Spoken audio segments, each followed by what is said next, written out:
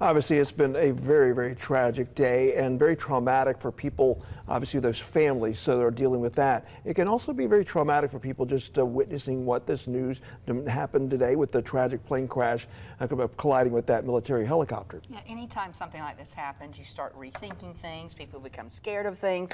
UAB psychologist Dr. Josh Klapow, Tony Kurre joining us now as we talk about this and navigate through a lot of emotion today. Good morning, gentlemen. Good morning. Morning.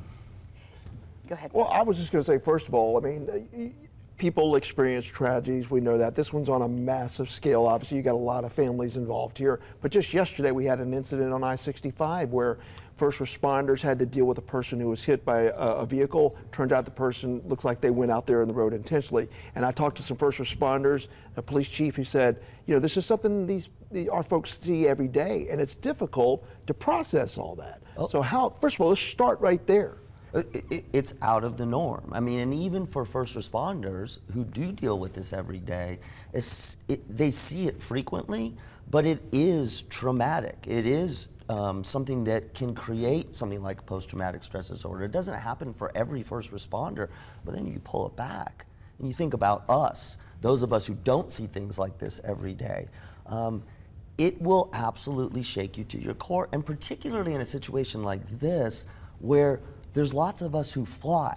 So, you know, there's that connection is even tighter. You can't help but think about what if. Well, because you and I were talking in the green room earlier that every time we fly, that we think about the landing and the taking off, and Absolutely. and so you don't think about, you know, how terrified people can be after something like this. And you talk about the rarity. I mean, we've heard the stat that it's Right. much more dangerous Sure. to drive than it is to fly. We hear that over and over and over again, but all it takes is one plane crash and it all comes back. It all comes flooding back to saying, okay, that could have been me, one of the 64 people on that flight. So, yeah. We're really bad with statistics. I mean, it doesn't work for us because statistics are, you know, they're probabilities. And it's so easy for us to say, and reasonable to say, that's fine, but what about us? And I think right now, there's really two groups of people that I see that are being really impacted. Obviously, if you have some connection to the flight industry, or if you have family members who fly frequently, that's going to hit you much harder. The other, frankly, are people who fly regularly. They may know the statistics, but as we were talking about, do you rethink your flight right now? Not out of anything rational, but it doesn't have to be rational. It's just a feeling. But a part of that, I think, is because when you talk about the statistics, there's more chances you could die in a car crash. Absolutely. We feel like if we're driving, we have some control over that, even though if we don't, if somebody passes that center line.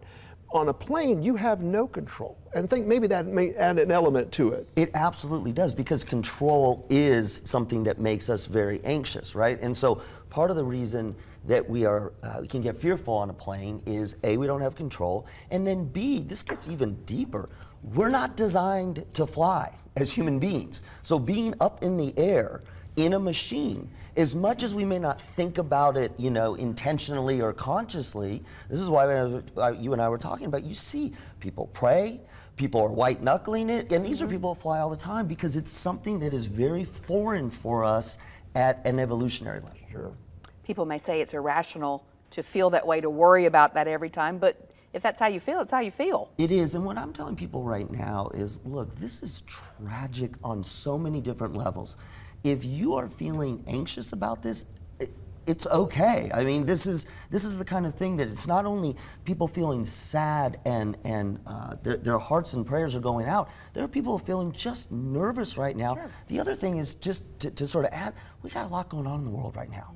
And those kinds of things, when there's a lot going on in addition to this, it builds a heaviness that a lot of people are dealing with. Can't forget about the military families either. They're Absolutely. feeling a different kind of that, angst. that kind of threw it, because you think of a plane crash, that's the last thing you think is a military plane would be part of that, because they're the best at what they do. The other thing I think is a little bit, is we've relaxed a little bit in January because we just went through the most prolific and incredible travel season in the history of aviation over this past year. Everyone's flying again, and so we all kind of let our guard down all of a sudden. It's just a little reminder, hey, listen, life is important.